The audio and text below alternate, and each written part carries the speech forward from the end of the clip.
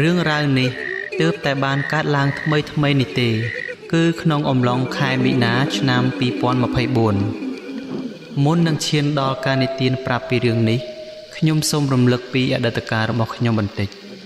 ខ្ញុំគឺធ្លាប់បានស្នាក់នៅនិងរៀនធម៌នៅក្នុងវត្តប្រាសាទជ័យព្រឹកហៅវត្តគោកបេងខេត្តព្រះវិហារគឺអាចប្រហែលជាដោយសារតែខ្ញុំធ្លាប់ស្នាក់នៅវត្តនេះទេដឹងទើបបានជាខ្ញុំតែងតែមាននិស្ស័យជាមួយនឹងដួងវិញ្ញាណទាំងឡាយឥឡូវចូលសាច់រឿងយើងវិញដូចសពមួយដងខ្ញុំនិងភរិយារបស់ខ្ញុំបានជិះម៉ូតូទៅលេងម្ដាយរបស់ខ្ញុំរៀងរាល់ល្ងាចពេលទៅដល់ល្ងាចនោះម្ដាយរបស់ខ្ញុំគាត់ចង់ហូបបង្អែមឮដូចនេះខ្ញុំក៏ជិះម៉ូតូឌុបភរិយារបស់ខ្ញុំទៅរកទិញបង្អែមឲ្យគាត់ដែលគេលក់នៅមុខវត្តអេសានគិរីសាមគ្គីមានជ័យហៅវត្តប្រយុទ្ធពេលកំពុងជិះម៉ូតូស្រាប់តែខ្ញុំបានឃើញកង្កែបធំមួយលូតឆ្លងកាត់ផ្លូវបើសិនជាយើងឃើញកង្កែបធំប៉ុនមួយក្តាប់ដៃមនុស្សធំឡើងគេហៅថាកង្កែបកូនងាព្រោះពេលវាយំឬចង់កន្លះភូមិតែឯងខ្ញុំគ្មានបំណងជន់វាទេព្រោះបើកម៉ូតូលឿនពេកក៏ជ្រុលជន់វាឬសូភុះខ្ញុំគិតថាបែកខ្ទេចបាត់ទៅហើយមើលទៅខ្ញុំក៏ឈប់ម៉ូតូចុះអើតមើលអត់មានឃើញអ្វីនោះទេអូនឯងមានឃើញបងជន់កង្កែបទេមិញហ្នឹងឃើញតាបងអូនឮសូភុះទៀតណអូនគិតថាវាបាយសាច់ខ្ទេចទៅហើយចុះឥឡូវវាបាត់ទៅណាហើយមែនតាអូនចំតិចខ្មោចលងទេដឹងស្អីទេបងឯងខ្មោចអីក៏ពូកែតាមលងបងឯងម្លេះខ្ញុំងាកមើលចុះឡើងក៏ស្រាប់តែប្រទះភ្នែកឃើញកង្កែបនោះកំពុងអង្គុយនៅលើដំបូកនៅចិញ្ចើមផ្លូវម្ខាងហើយញញឹមមករកខ្ញុំទៀតខ្ញុំក៏ស្រែកម៉ាអាខ្មោចចង់មកលេងជាមួយអញផងបាល់មកដុំដីឥឡូវឯងស្អីគេបងភរិយារបស់ខ្ញុំសួរអូនឯងមិនមើលទេនោះខ្ញុំចង្អុលទៅរកដំបូកនោះហើយភរិយារបស់ខ្ញុំក៏ភ័យរត់មកអោបខ្ញុំបងកង្កែបអីចេះញញឹមទៀតតិចខ្មោចលងទៅបងនឹងហើយលងហើយថាមិនលងទៀតតែមកលេងអ្នកណាមកលេងឯងផងកុំញឹកពេកប្រយ័ត្នបែកមាត់ខានញញឹមទៅអានាងអើយថាហើយកង្កែបនោះក៏បាត់ខ្លួនពីដំបូកនោះភ្លាមទៅឃើញដូចនេះខ្ញុំក៏បន្តដំណើរទៅទិញបង្អែមឲ្យម្ដាយរបស់ខ្ញុំបន្តពេលត្រឡប់មកពីទិញបង្អែមវិញលើកនេះប្លែកជាងមុនទៀតមកវិញឃើញឆ្មាយំពេញផ្លូវចម្លែកណាស់ម្ដុំនេះអត់មានឆ្មាច្រើនដល់ម្លឹងទេមិនក៏មានឆ្មាអីយំច្រើនម្លេះខ្ញុំក៏ឈប់ម៉ូតូងាកមើលឆ្មាសម្បុរ3មួយក្បាលនៅចិញ្ចើមផ្លូវខាងស្ដាំពិតជាហួសចិត្តមែនវាអង្គុយជើងពីរហើយសើចហេះដូចមនុស្សអញ្ចឹងខ្ញុំមិនប្រាប់ភរិយាទេខ្លាចគាត់ខ្លាចរួចក៏ជិះម៉ូតូបន្តទៅផ្ទះ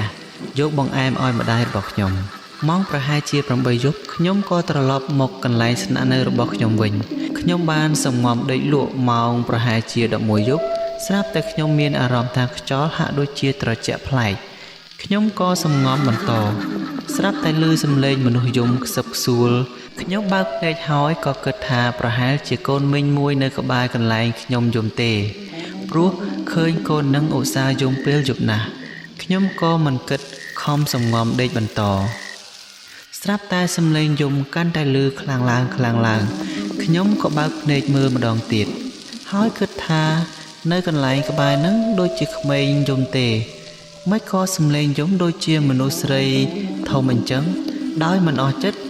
ព្រោះលឺច្រើនដងពេកខ្ញុំក៏បើកភ្លើងទូរស័ព្ទចុះឡើងហើយមើលបាញ់សម្ដៅទៅមាត់បង្អួចស្រាប់តែខ្ញុំភ្ញាក់ព្រឹតព្រោះឃើញមនុស្សប្រុសស្រីពីរនាក់មកអង្គុយត្របោមក្បាលជង្គង់ដោយមនុស្សស្រីស្លៀកពាក់អាវស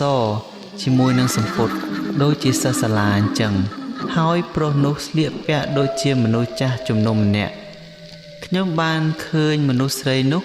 យកដៃរឹតដើមទ្រូងឲ្យបរិសនោះមួយហើយនាងយំទឹកភ្នែកហូរសស្រាក់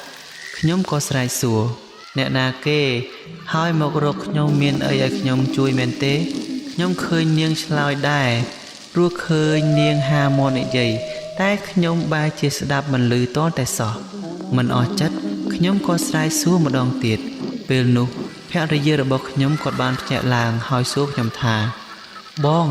ងកើតអីបងស្រែកសួររកនរណាគេអូនមើលឃើញទេមានមនុស្សពីរនាក់អង្គុយនៅមាត់បង្អួចរបស់យើងនោះភរិយារបស់ខ្ញុំមានអារម្មណ៍តក់ស្លុតខ្លាំងណាស់ព្រោះនាងមើលពុំឃើញទេទើបមកអោបខ្ញុំពីក្រោយហើយនិយាយថាបងអូនខ្លាចខ្លាំងណាស់ធ្វើម៉េចទើបគេព្រមចេញទៅបងមិនដឹងទេខ្ញុំឆ្លើយតបខ្ញុំឃើញនាងយំផងហាមាត់និយាយផងតែខ្ញុំមិនលើសំឡេងនោះទេខ្ញុំពិតជាពិបាកចិត្តជំនួសណាស់ខ្ញុំក៏ដើរទៅជិតពួកគេតែអ្វីដែលធ្វើឲ្យខ្ញុំព្រឺក្បាលស្រាប់តែពួកគេបាត់ខ្លួនពីមុខខ្ញុំមួយរំពេចខ្ញុំដើរទៅជិតបង្អួចឃើញនៅសល់តែទឹកភ្នែករបស់នារីម្នាក់នោះជាប់នឹងការ៉ូខ្ញុំយកដៃទៅប៉ះពិតជាទឹកភ្នែកមែនខ្ញុំងាកទៅយកក្រណាត់មកជូតស្រាប់តែទឹកភ្នែកនៅកន្លែងនោះបែរជាស្ងួតអស់ទៅវិញដោយឃើញបែបនេះខ្ញុំក៏នាំភរិយារបស់ខ្ញុំដេកបន្តទៀតលុះព្រឹកឡើងខ្ញុំក៏ជិះម៉ូតូដប់ភរិយារបស់ខ្ញុំទៅជួបលោកយាយរបស់ខ្ញុំព្រោះគាត់ជាគ្រូចូលរូបគាត់ទស្សន៍ទាយជោគជាតារាសីឬដោះអំពើបាននិយាយនេះមិនមែនឃោសនាឲ្យលោកយាយរបស់ខ្ញុំទេតែគាត់ពិតជាបានជួយអ្នកស្រុកច្រើនណាស់អំពីរឿងបែបនេះពេលទៅដល់ខ្ញុំរាយរាប់ប្រាប់រឿងរ៉ាវគ្រប់យ៉ាងឲ្យលោកយាយស្ដាប់គាត់ក៏សូត្រធម៌រំលឹកគុណគ្រូមួយសន្ទុះក៏ចូលរូបហើយបានទាយខ្ញុំថាអ្វីដែលចៅបានឃើញនោះគឺព្រាយដើមធ្នង់ដែលរស់នៅដើមធ្នង់ក្នុងវត្តគោកបែងព្រាយនោះព្យាយាមតាមធ្វើបាបចៅមិនមែនតែពេលនេះនោះទេគឺតាំងពីចៅនៅតូចម្លេះប៉ុន្តែព្រាយនោះធ្វើអីចៅមិនបានទេព្រោះចៅជាមនុស្សល្អមានទឹកចិត្តចេះជួយអ្នកដទៃហើយម្យ៉ាងចៅធ្លាប់បានបម្រើព្រះសង្ឃរៀនធម៌ដោយចិត្តជ្រះថ្លានេះហើយជាបច្ច័យជាបុណ្យកុសលតាមការពារចៅពិតមែនហើយខ្ញុំតែងតែសូត្រធម៌ជានិច្ចរាល់ពេលមុនចូលគេងឬចេញដំណើរទៅណាម្ដងឥឡូវចាំយាយធ្វើកថាឲ្យចៅពាក់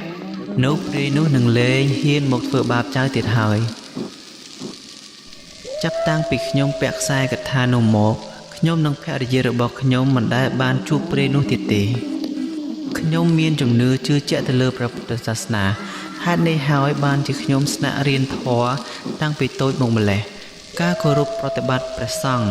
ដោយសទ្ធាជ្រះថ្លាហើយព្យាយាមធ្វើជាមនុស្សល្អជួយយកអាសាអ្នកជិតខាងជាបុណ្យកុសលដែលកើតមានឡើងនិងក្លាយជាយន្តការពារអរូបទាំងឡាយប្រការមួយទៀតត្រូវតាំងចិត្តជាកណ្ដាលកុំខ្លាចត្រូវមានសមាធិជានិច្ចសេចក្តីស្ងប់ខាងផ្លូវចិត្តនឹងនាំឲ្យអ្នកឈ្នះអរូបទាំងនោះបាន